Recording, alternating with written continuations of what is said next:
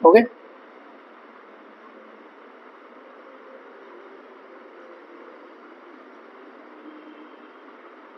चलो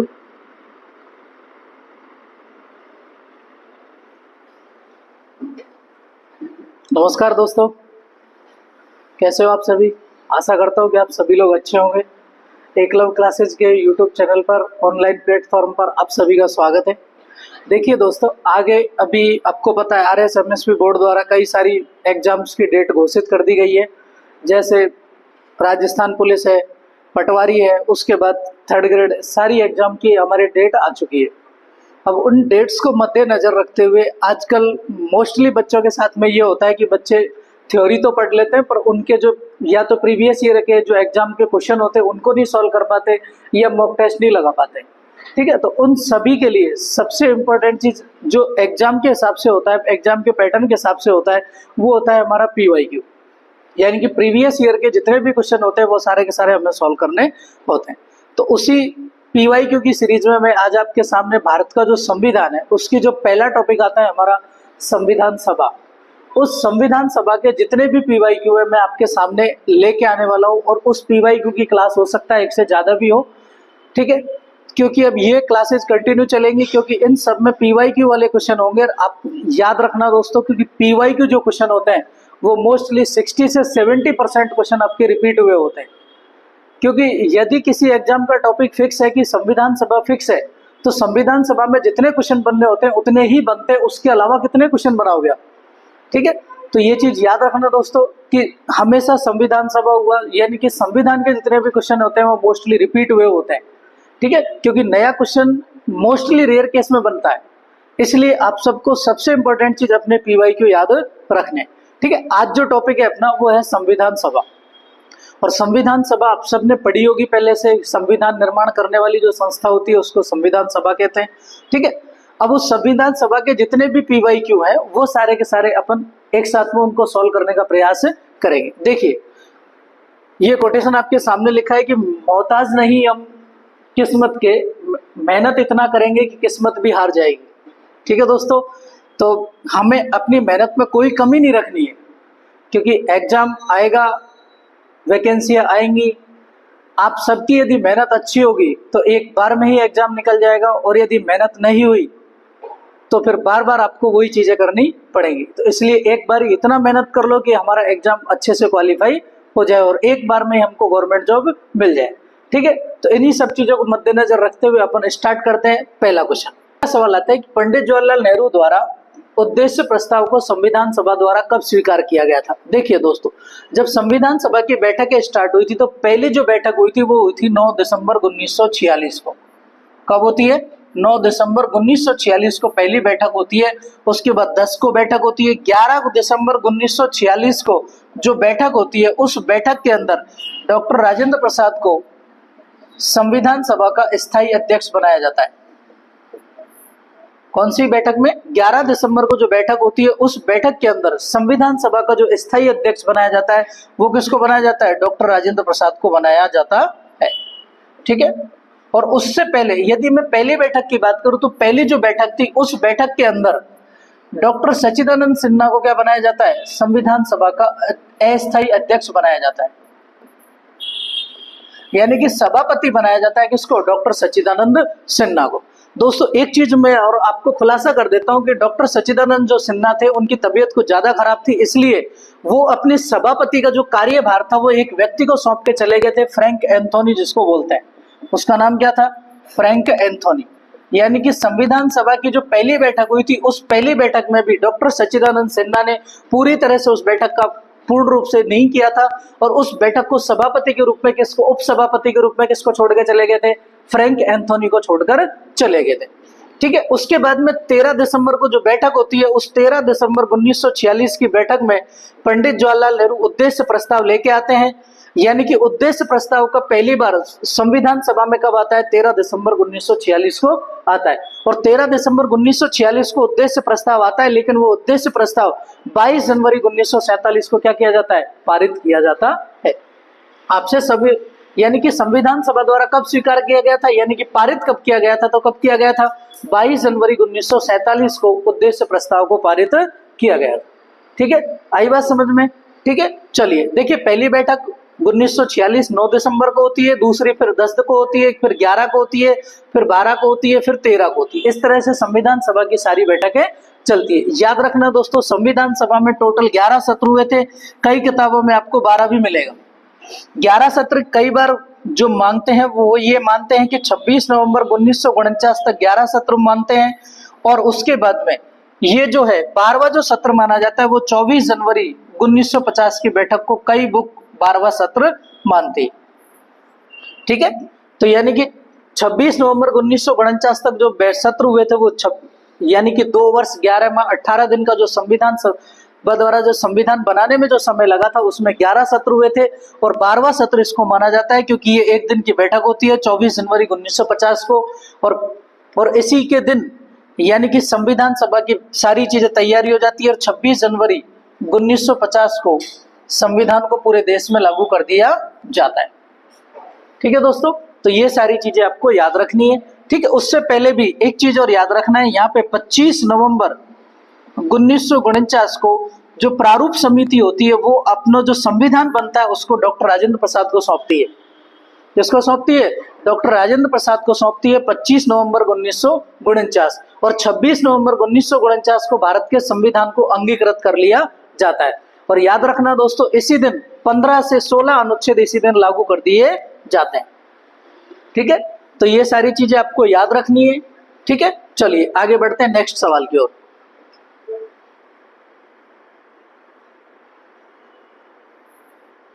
चलिए नेक्स्ट सवाल है कि किस राजनीतिक दल की राष्ट्रीय कार्यकारिणी ने संविधान सभा को भंग कर उसका पुनर्निर्वाचन वयस्क मताधिकार के आधार पर करने को कहा था? देखिए दोस्तों, कैबिनेट मिशन जो आया था 1946 के अंदर, और उस कैबिनेट मिशन में ये कहा था कि हम प्रत्येक 10 लाख की सीटों पर क्या करेंगे? एक सीट का निर्धारण करेंगे, यानी कि प्रत्येक 10 लाख की जनसंख्या पर एक सीट का निर्धारण करेंगे। तो संविधान सभा में जो टोटल सीटों का निर्धारण हुआ था वो 389 सीटों का निर्धारण हुआ था। कितनी सीटों का निर्धारण हुआ था? 389 सीटों का निर्धारण हुआ था, और उन 389 सीटों में सबसे पहले ये कहा गया था कि पंडित जवाहरलाल नेहरू ने 1938 में ये कहा कि जो संविधान सभा बनेगी उस संविधान सभा का जो निर्माण किया जाएगा वो किसके आधार पर किया जाएगा? वयस्क मताधिकार के आधार पर किया जाएगा। लेकिन संविधान सभा का जो निर्माण होता है वो वयस्क मताधिकार के आधार पर नहीं होता है, वो अप्रत्यक्ष निर्वाचन द्वारा चुनी जाती है, और प्रांतों की विधानसभाओं के द्वारा, यानी कि प्रांतों के जो विधानसभा के सदस्य थे वो मिलकर क्या बना देते हैं? संविधान सभा का निर्माण कर देते हैं। तो इसीलिए इस चीज को राष्ट्रीय कार्यकारिणी ने, यानी कि आपसे पूछा गया है कि किस राजनीतिक दल की राष्ट्रीय कार्यकारिणी ने संविधान सभा को भंग कर उसका पुनर्निर्वाचन वयस्क मताधिकार के आधार पर करने को कहा था? वो जो पार्टी थी वो कौन सी थी? समाजवादी दल। कौन सा था? समाजवादी दल। आप सबको पता होगा कि कम्युनिस्ट पार्टी, यानी कि जो मानवेंद्र नाथ रॉय थे जिन्होंने संविधान सभा की पहली बार 1934 में मांग की थी, वो 1934 में मांग करने वाले मानवेंद्र नाथ रॉय कम्युनिस्ट पार्टी से ही थे। मानवेंद्र नाथ रॉय, जिसको एमएन रॉय के नाम से भी जाना जाता है। किसके नाम से जाना जाता है? एमएन रॉय के नाम से भी जाना जाता है। और ये जो एमएन रॉय थे 1934 में संविधान सभा की मांग करने वाले पहले भारत के आधिकारिक रूप से व्यक्ति कौन थे? एमएन रॉय। और इन्हीं की पार्टी थी कम्युनिस्ट पार्टी, और उसी पार्टी ने बाद में कहा कि संविधान सभा का जो निर्माण, जो चयन होगा, यानी कि संविधान सभा जो बनेगी वो किसके आधार पर बनानी चाहिए? वयस्क मताधिकार के आधार पर बनानी चाहिए। लेकिन संविधान सभा का जो इलेक्शन हुआ था वो कैसे हुआ था? अप्रत्यक्ष निर्वाचन विधि के द्वारा हुआ था, और उस अप्रत्यक्ष निर्वाचन विधि में प्रांतों की विधानसभाओं के द्वारा क्या किया गया था? भाग लिया गया। ठीक है, चलिए अगला क्वेश्चन देखिए। अगला क्वेश्चन आ जाता है, संविधान की अंतिम रूपरेखा ड्राफ्ट किसके द्वारा तैयार किया गया था? देखिए ये सब आपको वैसे मोस्टली सारे बच्चों को पता होगा कि संविधान की जो ड्राफ्टिंग हुई थी वो किसके द्वारा की गई थी? डॉक्टर BR अम्बेडकर के द्वारा की गई। यानी कि जो अंतिम ड्राफ्टिंग की गई थी वो किसके द्वारा की गई थी? BR अम्बेडकर के द्वारा की गई थी। ठीक है, अब BR अम्बेडकर को लेके कई बार, चलिए BR अम्बेडकर के द्वारा, और BR अम्बेडकर कौन सी समिति के सदस्य थे? प्रारूप समिति के सदस्य थे, प्रारूप समिति के अध्यक्ष थे। और प्रारूप समिति को पांडुलेखन समिति भी कहा जाता है। कौन सी समिति कहा जाता है? पांडुलेखन समिति भी कहा जाता है, जिसकी जो यानी कि जिसका निर्माण किया गया था 29 अगस्त 1947 को। कब किया गया था? 29 अगस्त 1947 को प्रारूप समिति का क्या बनाई जाती है, प्रारूप समिति बनाई जाती है। ठीक है, और ये तीनों लोग इस प्रारूप समिति के सदस्य भी थे, अल्लादी कृष्ण स्वामी अय्यर, के एम मुंशी। याद रखना दोस्तों, एकमात्र कांग्रेसी थे, कौन से, के एम मुंशी, कन्हैयालाल माणिकलाल मुंशी। ठीक है, एकमात्र कांग्रेसी, यानी कि पूरी प्रारूप समिति के अंदर एकमात्र कांग्रेसी जो थे वो कौन थे, के एम मुंशी थे। ठीक है, और एकमात्र मुस्लिम लीग के सदस्य थे मोहम्मद सादुल्ला। क्या नाम है उनका, मोहम्मद सादुल्ला। ठीक है, एकमात्र मुस्लिम लीग के सदस्य, एकमात्र कांग्रेसी कौन थे, कौन थे, डॉक्टर के एम मुंशी। ठीक है, डॉक्टर बी आर अम्बेडकर प्रारूप समिति के अध्यक्ष थे, जिसे पांडुलिखन समिति भी कहा जाता है। इस समिति का निर्माण हुआ था वो 29 अगस्त 1947 को होता है। ठीक है, चलिए अगला सवाल देखिए। अगला सवाल है कि भारतीय संविधान के हिंदी संस्करण का सुलेखन किसने किया। ठीक है, देखिए दोस्तों, भारतीय संविधान का हिंदी संस्करण का सुलेखन, याद रखना दोस्तों, जो संविधान लिखा गया था वो मूल प्रति उसकी इंग्लिश में लिखी गई थी। किसमें लिखी गई थी, मूल प्रति इंग्लिश में लिखी गई थी, और वो भी इटैलिक शैली में लिखी गई थी। संविधान में आगे हो सकता है सवाल आपसे पूछ ले कि कौन सी शैली में लिखी गई थी, तो वो इटैलिक शैली में लिखी गई थी। ठीक है, अब यदि मैं बात करूं कि हिंदी संस्करण जो लिखा गया था वो बसंत कृष्ण वैद्य के द्वारा लिखा गया। किसके द्वारा लिखा गया, बसंत कृष्ण वैद्य के द्वारा लिखा गया। ठीक है, एच.सी. मुखर्जी ये संविधान सभा के उपाध्यक्ष बने थे। एच.सी. मुखर्जी कौन बने थे, संविधान सभा के उपाध्यक्ष। और नंदलाल बोस, इसका भी नाम याद रखना आप, क्योंकि इन्होंने प्रस्तावना में जो अलंकरण किया है, जो चित्रकारी की है, वो किसके द्वारा की गई है, नंदलाल बोस के द्वारा की गई। ठीक है, तो ये चीज याद रखना, बसंत कृष्ण वैद्य के द्वारा हिंदी संस्करण लिखा गया।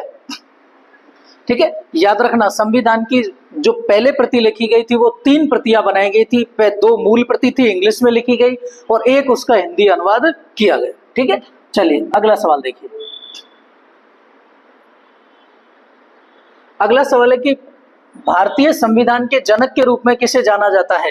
किसे जाना जाता है दोस्तों, आप सबको पता होगा कौन है, डॉक्टर बी आर अम्बेडकर। कौन है, डॉक्टर बी आर अम्बेडकर। ये क्वेश्चन कई बार एग्जाम में पूछा जाता है कि इसे भारतीय संविधान के मनु की संज्ञा दी गई है।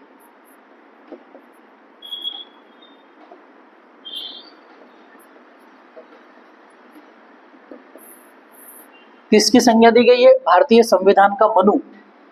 ठीक है, कौन किसको, डॉक्टर बी आर अम्बेडकर। अगला सवाल देखिए। अगला सवाल देखिए, अगला सवाल आ गया कि मूल संविधान किसके द्वारा लिखित किया गया है। मूल संविधान किसके द्वारा लिखित किया गया था, प्रेम बिहारी नारायण राय जादा। किसके द्वारा लिखा गया था, प्रेम बिहारी नारायण राय जादा के द्वारा। किसमें लिखा गया था, इंग्लिश में लिखा गया था। किसमें लिखा गया था, इंग्लिश में लिखा गया था। बसंत कृष्ण वैद्य के द्वारा किसमें लिखा गया, हिंदी में लिखा गया। और राम मनोहर सिन्हा द्वारा चित्रकारी की गई। किसके द्वारा, चित्रकारी, इन दोनों के द्वारा की गई। ठीक है, तो मूल संविधान किसने लिखा था, प्रेम बिहारी नारायण राय जादा ने, और वो भी किसमें लिखा था, इंग्लिश के अंतर्गत लिखा था। ठीक है, चलिए अगला सवाल देखिए। हाँ जी, अगला सवाल है कि संविधान सभा का अंतिम अधिवेशन 24 जनवरी 1950 को हुआ, और अंतिम अधिवेशन में डॉक्टर राजेंद्र प्रसाद भारत के राष्ट्रपति पद पर विधिवत रूप से निर्वाचित घोषित किए गए। देखिए दोस्तों, मैंने अभी आपको बताया था कि संविधान सभा में टोटल मिलाकर पहले 11 सत्र हुए थे, और यदि 24 जनवरी 1950 को मिला दिया जाए तो टोटल 12 सत्र होते हैं। कितने सत्र होते हैं, 12 सत्र होते हैं। ठीक है, पहली बैठक जो स्टार्ट होती है वो स्टार्ट होती है कब से, 9 दिसंबर 1946 से, और 9 दिसंबर 1946 से लेकर संविधान के बनने तक 26 नवंबर 1949 तक संविधान सभा के 11 सत्र होते हैं। और 11 सत्र होने के बाद में जो 12वां सत्र माना जाता है वो किसको माना जाता है, 24 जनवरी 1950।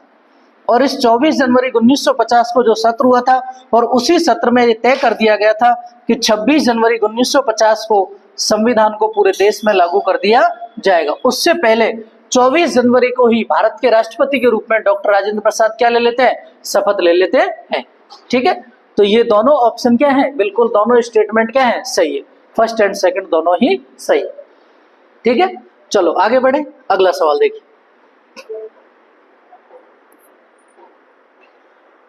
अगला सवाल है कि विभाजन के परिणाम स्वरूप पाकिस्तान के लिए एक अलग संविधान की स्थापना की गई और कुछ प्रांतों के प्रतिनिधि सभा के सदस्य नहीं रहते, इसलिए विधानसभा की सदस्यता कम हो गई थी।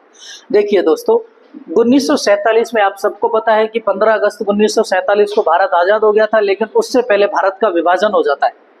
भारत का विभाजन क्या हो जाता है? हो जाता है। और जैसे ही भारत का विभाजन होता है, और आपको सबको पता है कि माउंटबेटन उस समय क्या थे? भारत के गवर्नर जनरल थे, जो 3 जून 1947 को घोषणा कर देते हैं कि भारत का विभाजन होगा। क्या कर देते हैं? कि भारत का विभाजन होगा। क्योंकि मुस्लिम लीग के बार बार संविधान सभा में यानी कि डिस्टर्ब करने के कारण, क्योंकि मुस्लिम लीग चाहती नहीं थी, क्योंकि मोहम्मद अली जो जिन्ना थे वो चाहते थे कि वो अलग से देश बनाए और उस देश का प्रधानमंत्री बने, लेकिन उसकी दोनों इच्छाएं पूरी नहीं हुई।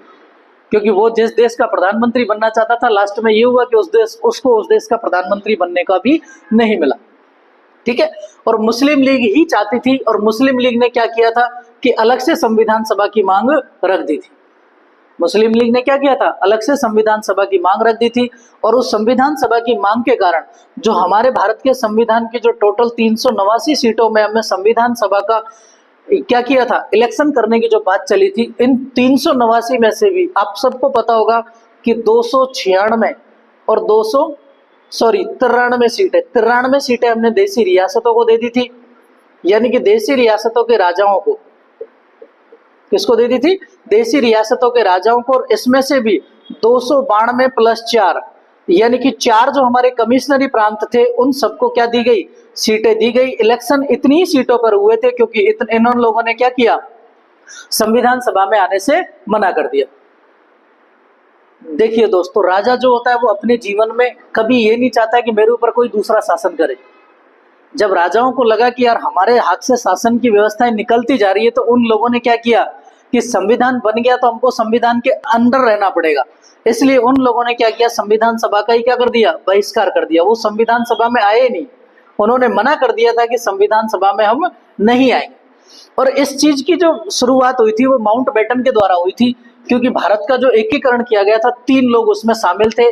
माउंटबेटन शामिल था, सरदार वल्लभ भाई पटेल शामिल थे, और उनके एक सेक्रेटरी थे वीपी मेनन।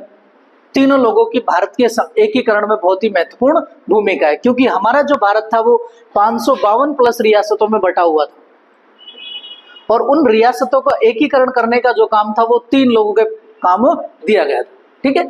और उसमें जो एकीकरण रियासतों के एकीकरण प्रांतीय विधान समिति जी थे, उसके जो अध्यक्ष थे वो भी कौन थे? सरदार वल्लभ भाई पटेल। मैं आपको बताऊंगा कि संविधान सभा में कितनी समितियां बनाई गई थी, कौन कौन सी इंपॉर्टेंट समिति है, वो सारी चीजें अपन इस क्लास में डिस्कस करेंगे। ठीक है। जैसे जैसे सवाल आएंगे उन सभी चीजों को क्या करेंगे? हम डिस्कस करेंगे। ठीक है। अब देखिए, याद रखना, इससे सवाल कई बार इस एग्जाम में यह भी पूछा जाता है कि संविधान सभा पे जब संविधान बनकर जब तैयार हो गया था, तो संविधान पर कितने लोगों ने हस्ताक्षर किए थे? संविधान पे 2 सवाल पूछे जाते हैं। एक सवाल तो ये पूछा जाता है कि संविधान सभा में टोटल सदस्य की संख्या जो निर्धारित की गई थी वो कितनी थी। दूसरा, पाकिस्तान के अलग होने के बाद जो सीटों की संख्या रह गई थी वो रह गई थी 299। कितनी रह गई थी? 299 सीटें रह गई थी। और संविधान सभा पे जो हस्ताक्षर किए थे, यानी कि 284 लोगों ने संविधान पर हस्ताक्षर किए थे। और ये क्वेश्चन आरपीएससी के अंदर पूछा गया है कि संविधान जब बनकर तैयार हुआ था, संविधान पर कितने लोगों ने हस्ताक्षर किए? कितने लोगों ने किए थे? 284 लोगों ने संविधान पर हस्ताक्षर किए थे। ठीक है। चलिए आगे बढ़े। चलो अगला सवाल देखिए।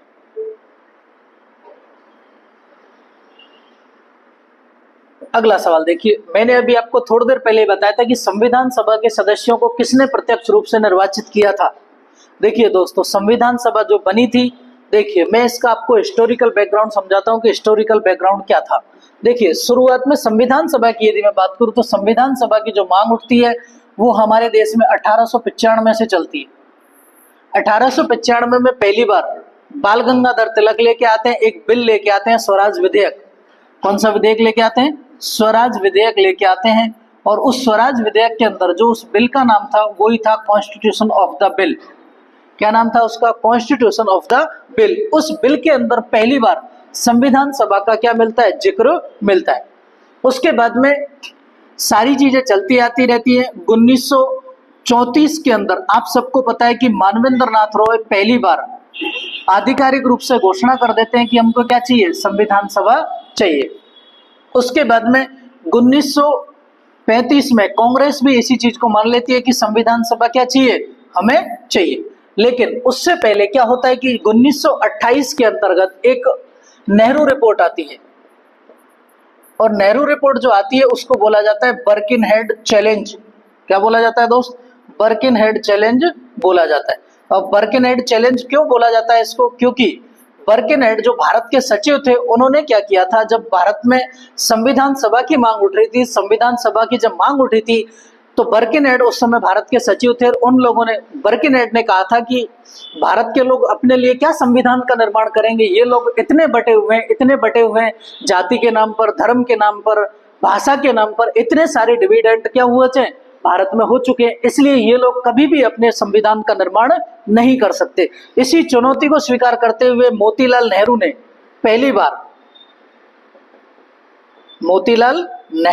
पहली बार 10 अगस्त 1928 को नेहरू रिपोर्ट तैयार की, जिसे भारत के संविधान का प्रथम दस्तावेज माना जाता है।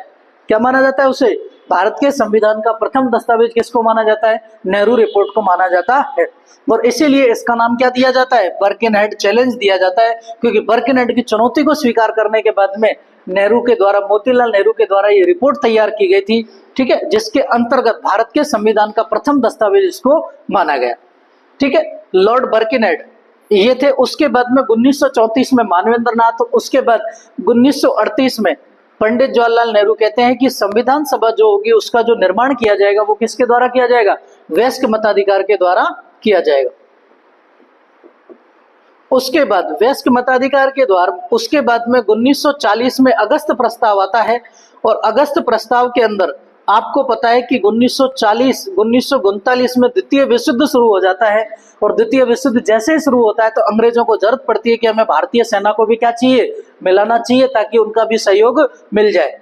और उस सहयोग को पाने के लिए अगस्त प्रस्ताव में ये लोग कहते हैं कि आपकी संविधान सभा की मांग को आधिकारिक रूप से स्वीकार किया जाता है। तो हमने संविधान सभा की मांग उठाई थी, लेकिन उस मांग को आधिकारिक रूप से स्वीकार कब किया गया, 1940 के अंतर्गत किया गया। और 1940 के बाद में 1942 में क्रिप्स मिशन आता है, और उस क्रिप्स मिशन जिसके अध्यक्ष होते हैं स्टेफर्ड क्रिप्स। कौन होते हैं उसके अध्यक्ष, स्टेफर्ड क्रिप्स होते हैं। और उस क्रिप्स मिशन का बहिष्कार कर दिया जाता है, किसके द्वारा, मुस्लिम लीग के द्वारा उसका बहिष्कार कर दिया जाता है। उसके बाद में 1946 में कैबिनेट मिशन आता है, और जो कैबिनेट मिशन होता है उसके आधार पर संविधान सभा का निर्माण किया जाता है। और वो कैबिनेट मिशन सारी चीजों की व्यवस्था करता है कि संविधान सभा में टोटल 389 सीटें होंगी।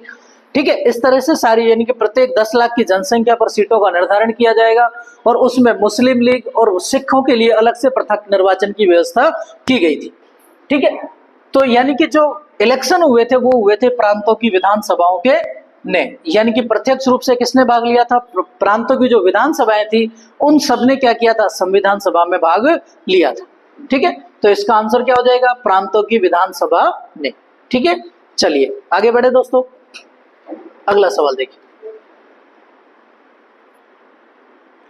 अगला सवाल है कि संविधान सभा में निर्णय निम्न में से किस आधार पर लिए गए। देखिए दोस्तों, जब संविधान सभा बनी थी तो संविधान सभा में पहले से ही डिसाइड कर दिया गया था कि हम जो निर्णय लेंगे किसी भी मुद्दे पर, वो सबसे पहले क्या करेंगे, हम वोटिंग नहीं करेंगे। क्या नहीं करेंगे, वोटिंग नहीं करेंगे। संविधान सभा ने ये पहले से तय कर दिया कि हम किसी भी मुद्दे पर वोटिंग नहीं करेंगे, क्योंकि वोटिंग करने से एक्चुअल में होता क्या है, वोटिंग करने से अलगाववाद पैदा हो जाता है।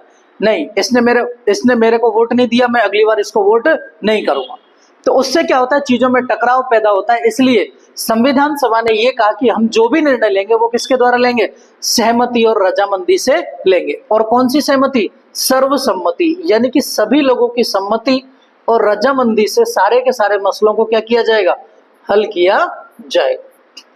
ठीक है दोस्तों, तो इसका आंसर क्या हो जाएगा, सहमति और रजामंदी से। ठीक है, चलिए अगला सवाल है,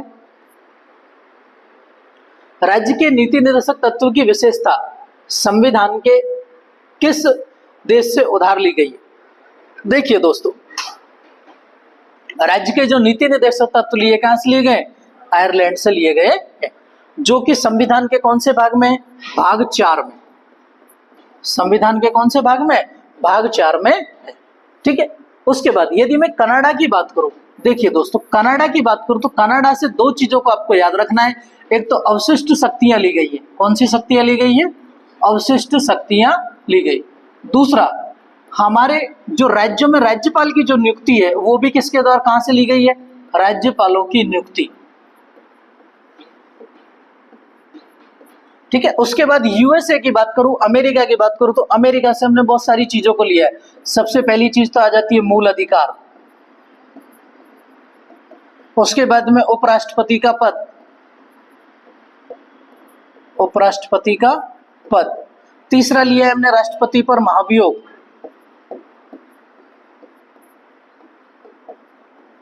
राष्ट्रपति पर महाभियोग। चौथा हमने लिया है न्यायपालिका की स्वतंत्रता। न्यायपालिका की स्वतंत्रता। ठीक है। ये सारी चीजें हमने कहां से ली है? अमेरिका से ली गई है।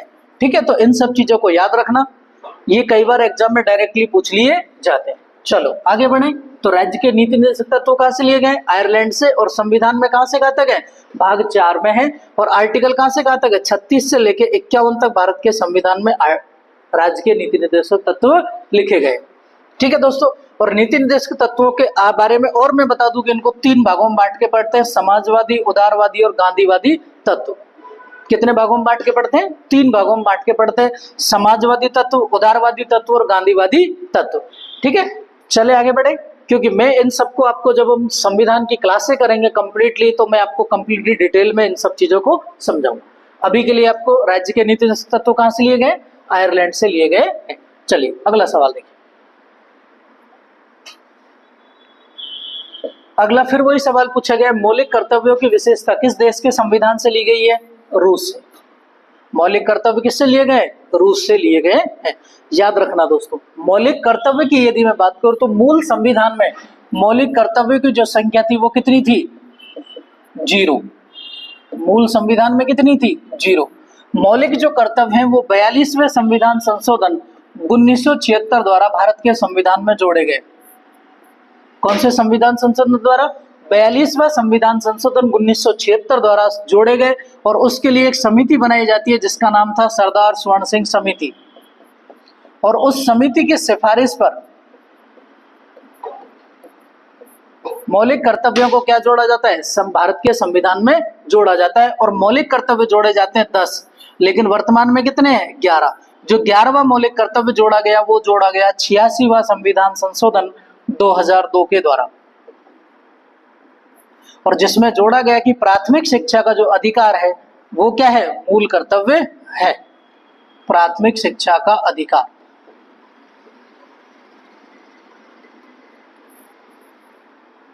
प्राथमिक शिक्षा का अधिकार क्या है? मूल कर्तव्य है।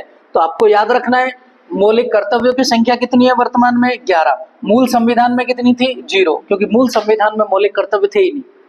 बाद में रूस की क्रांति से प्रभावित होकर रूस से लिए गए, क्या लिए गए? मौलिक कर्तव्य। और कौन सी समिति की सिफारिश पर लिए गए थे? सरदार स्वर्ण सिंह समिति की सिफारिश पर लिए गए। चलिए अगला सवाल देखते हैं।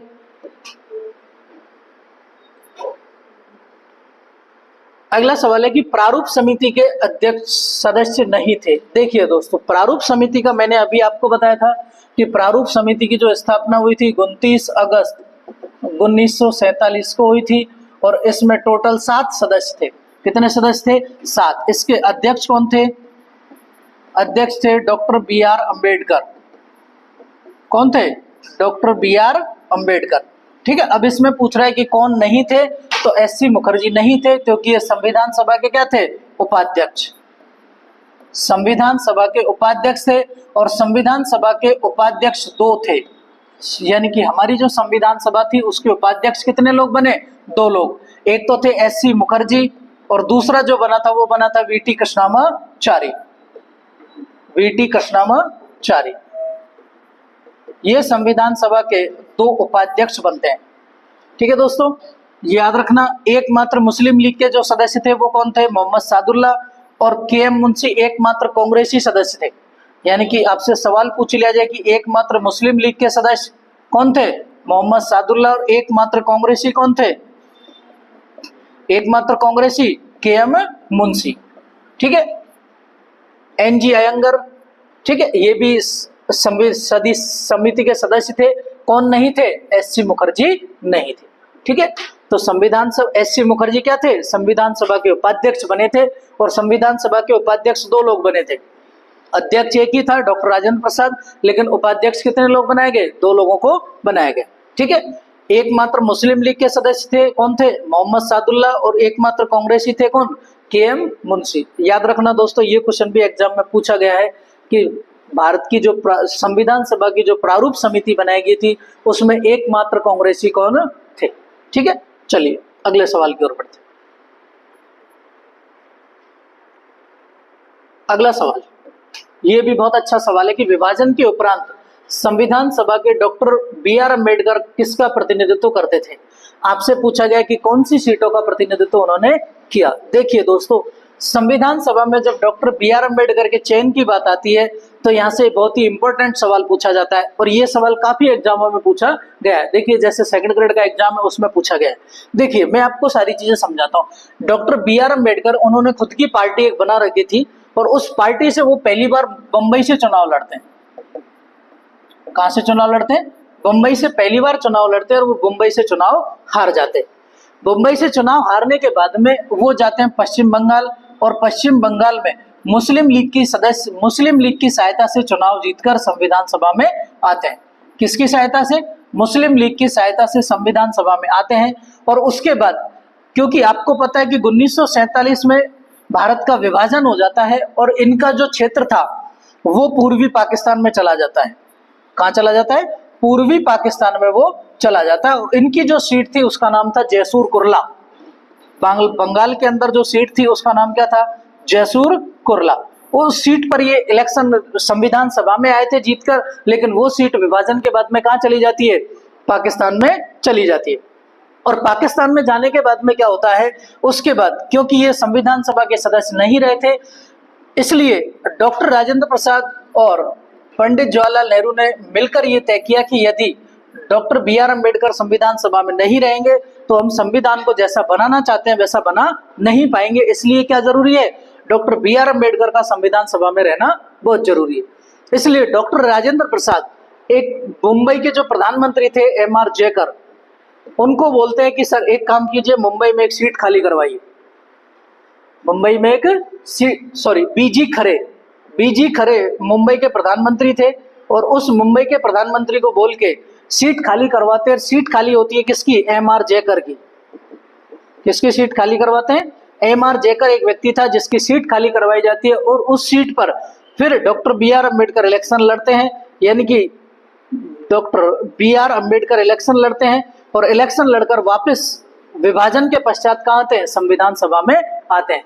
तो यदि आपसे सवाल पूछा जाए कि डॉक्टर बी.आर. अम्बेडकर का पहली बार संविधान सभा में निर्वाचन कहां से हुआ था, तो वो हुआ था बंगाल से। लेकिन यदि अंतिम रूप से निर्वाचन की बात करें तो कहां से हुआ था? मुंबई से हुआ था, ठीक है।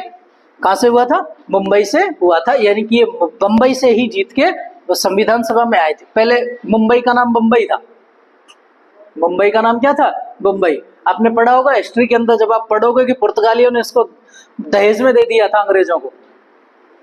राजकुमारी की शादी की थी तो पुर्तगालियों ने क्या किया था? इसको दहेज में दे दिया था। जब आप इंडियन हिस्ट्री पढ़ोगे तो उसमें पढ़ोगे ये चीजें, ठीक है। तो लास्ट में कहां से जीत के आए थे? विभाजन के पश्चात मुंबई से जीत के आए थे। और पहली बार संविधान सभा में निर्वाचन कहां से हुआ था? बंगाल से हुआ था। कहां से हुआ था? बंगाल से, ठीक है। चलिए अगला सवाल देखिए। अगला सवाल है कि देखिए दोस्तों, अभी काफी सारा हमने इसके बारे में डिस्कस किया था कि संविधान सभा में डॉक्टर बी.आर. अम्बेडकर की अध्यक्षता में प्रारूप समिति का जो निर्माण है वो गठन कब किया गया था? 29 अगस्त 1947 को। कब किया गया था? 29 अगस्त 1947 को किया गया, ठीक है। याद रखना दोस्तों, 26 नवंबर 1949 को संविधान को अंगीकृत किया गया था। 26 नवंबर 1949 को संविधान बनकर तैयार हो गया था। संविधान को संविधान सभा के द्वारा अंगीकृत कर लिया गया, और उसी दिन से 16 अनुच्छेद लागू कर दिए गए, ठीक है। अगला देखिए, 9 दिसंबर 1946। आपको याद होना चाहिए कि संविधान सभा की जो प्रथम बैठक हुई थी वो कब हुई थी? 9 दिसंबर 1946 को हुई थी। ठीक है, उसके बाद आपको याद रखना है प्रारूप जो समिति थी उसके गठन कब किया गया था? 29 अगस्त 1947। ठीक है, 13 दिसंबर भी याद रखना है, 13 दिसंबर को। चलिए आगे बढ़े। 13 दिसंबर को आपको पता होना चाहिए क्या होना था? उद्देश्य प्रस्ताव को पंडित जवाहरलाल नेहरू के द्वारा संविधान सभा में लाया गया, जिसे 22 जनवरी 1947 को क्या कर दिया गया? पारित कर दिया गया। तो ये सारी डेट्स है, आपको याद रखनी है कौन कौन सी डेट्स पे क्या क्या हुआ। चलिए अगला सवाल देखिए। अगला सवाल है कि संविधान सभा द्वारा कब अपनाया गया था? देखिए दोस्तों, संविधान सभा द्वारा कब अपनाया गया? 26 नवंबर 1949। कब अपनाया गया था? 26 नवंबर 1949 को अंगीकृत आत्मनिर्भर किया गया था। ठीक है, 15 अगस्त 1947 को तो आपको पता ही है हम आजाद हुए थे। ठीक है, चलो अगला सवाल देखिए।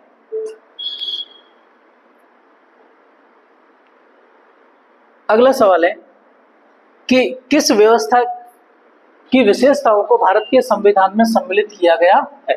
देखिए, संघीय व्यवस्था, क्या? Federalism system. देखिए, फेडरलिज्म जो होता है, संघ होता है, वो दो तरह का होता है।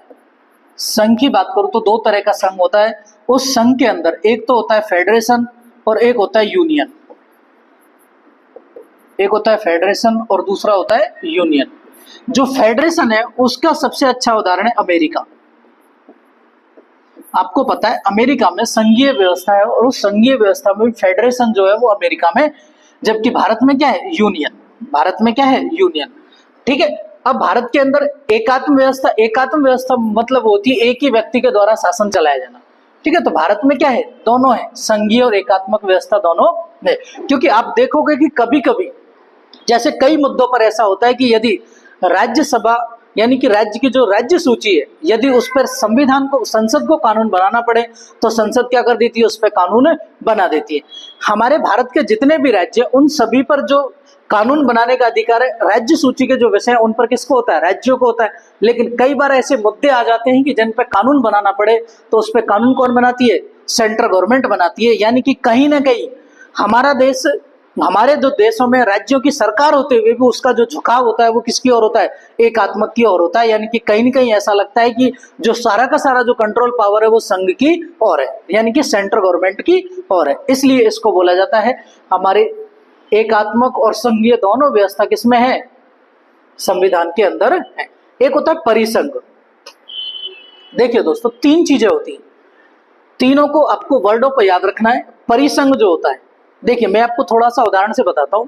जैसे मान लीजिए कि हमारा एक ईंटों का घर है और उस ईंटों के घर को हम बिना प्लस्तर और बिना रंग पेंट किए यदि उसको खड़ा कर दें, डायरेक्टली हम ईंटों से घर बना दें, तो एक देखिए दोस्तों, उस ईंटों के घर को तोड़ना बहुत आसान हो जाता है। जैसे हमने ईंटें खड़ी कर दी है, सिर्फ उस घर को क्या हो जाएगा? तोड़ना बहुत ईजी हो जाएगा। कोई भी लात मारेगा तो वो क्या हो जाएगा? टूट जाएगा। जो ये परिसंघ होता है उसके अंतर्गत ऐसा ही होता है। यानी कि जितने भी आपने देखा होगा जो अरब कंट्रीज है वो सारे के सारे परिसंघ के अंतर्गत आती है। दूसरा एक होता है संघ, और संघ में आती है एक फेडरेशन आता है। फेडरेशन में का मतलब ये होता है कि राज्य अविनाशी रूप से जुड़े हुए हैं, लेकिन यदि ज्यादा उसको खींचा जाएगा तो वो क्या हो जाएंगे? एक दूसरे से टूट जाएंगे। यानी कि वो राज्य क्या हो सकते हैं? सेंट्रल गवर्नमेंट से अलग हो सकते हैं। लेकिन यूनियन का मतलब होता है मकान बना दिया, उसको ऊपर से प्लास्टर करके रंग पेंट कंप्लीट कर दिया गया, और उस प्लास्टर किए हुए, रंग पेंट किए हुए जो दीवार है उसकी आप ईंट को हिला भी नहीं सकते हो।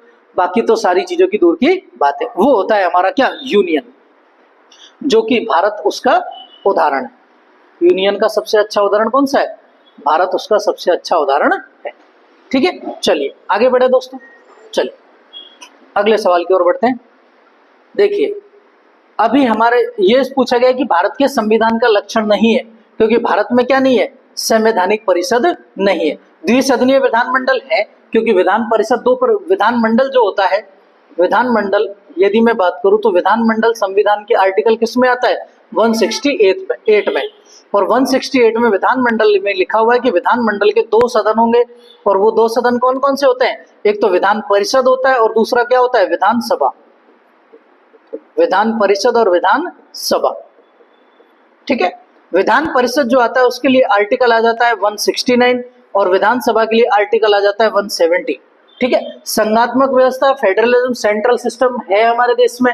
ठीक है, संवैधानिक परिषद नहीं है। न्यायिक पुनरावलोकन की शक्ति किसको प्राप्त है? सुप्रीम कोर्ट को प्राप्त है। ठीक है, और उसके लिए मैंने आपको आर्टिकल बताए थे 13 और 32 और 226। ये 3 आर्टिकल के तहत सुप्रीम कोर्ट को जुडिशियल रिव्यू की पावर दी गई है। ठीक है, तो ये भी आपको याद रखने। ठीक है दोस्तों, चलिए आगे अगला सवाल देखते हैं। अगला सवाल है कि एकात्मक व्यवस्था का मूल लक्षण क्या होता है। देखिए, ये बहुत ही ऐसे सवाल है। एकात्मक व्यवस्था में क्या होता है कि शक्तियां एक ही व्यक्ति पर केंद्रित होती हैं। एकात्मक व्यवस्था में क्या होता है? शक्तियां एक ही व्यक्ति पर केंद्रित होती हैं। और लोकतांत्रिक में क्या होता है, यानी कि जहां पे बहुव्यवस्था हो उसमें क्या होता है? शक्तियां बहुत ज्यादा यानी कि डिवाइडेंड होती है। हमारे देश में लोकतांत्रिक व्यवस्था है। लोकतांत्रिक व्यवस्था में संघ के पास अलग शक्तियां हैं, राज्यों के पास में अलग शक्तियां हैं। लेकिन ये कह रहा है कि एकात्मक व्यवस्था का मूल लक्षण क्या होता है कि शक्तियों को क्या होता है? केंद्रीयकरण होता है। शक्तियों का क्या होता है? केंद्रीकरण होता है। यानी कि शक्तियों का विकेंद्रीकरण नहीं होता है, उसमें शक्तियों को क्या हो जाता है? केंद्रीकरण हो जाता है। यानी कि पूरी की पूरी, जैसे आपने देखा होगा राजा महाराजाओं का जो समय था वो एक ही व्यक्ति राजतंत्रात्मक होता था, यानी कि वही व्यक्ति कानून बनाता था, वही व्यक्ति पालन करवाता था और वही व्यक्ति क्या करता था? सजा देता था। ठीक है, चलिए अगला सवाल। अगला सवाल देखिए, ये कह रहा है कि भारत के संविधान में कौन कौन सी विशेषताएं अमेरिका के संविधान से ली गई है। ठीक है, अभी मैंने आपको थोड़ी देर पहले बताया था कि भारत के संविधान में यदि मैं बात करूं तो अमेरिका के संविधान से कौन कौन सी चीजें ली गई है। राष्ट्रपति पर महाभियोग लिया गया है, उपराष्ट्रपति का पद लिया गया है, न्यायपालिका की स्वतंत्रता ली गई है। और इसके साथ में आपको क्या याद रखने, मूल अधिकार भी कहां से लिए गए? कहां से लिए गए? अमेरिका से लिए गए हैं। तो कौन कौन सी हो जाएगा? फर्स्ट, थर्ड और फोर्थ, पहला ऑप्शन इसका सही हो। देखिए दोस्तों, ये कुछ क्वेश्चन थे जो हमने संविधान सभा के किए थे। अभी इसके हम नेक्स्ट क्लास भी लेके आएंगे जिसमें संविधान सभा के जो बाकी क्वेश्चन है वो भी इसमें कंप्लीट करेंगे। ठीक है दोस्तों, तो तब तक क्लास को देखिए, बने रहिए। आपको इस क्लास के अंतर्गत सारे के सारे PYQ करवाए जाएंगे और इन्हीं क्वेश्चनों में से आपको आने वाले एग्जाम के अंदर सारी चीजें देखने को मिलेंगी। ठीक है, धन्यवाद दोस्तों।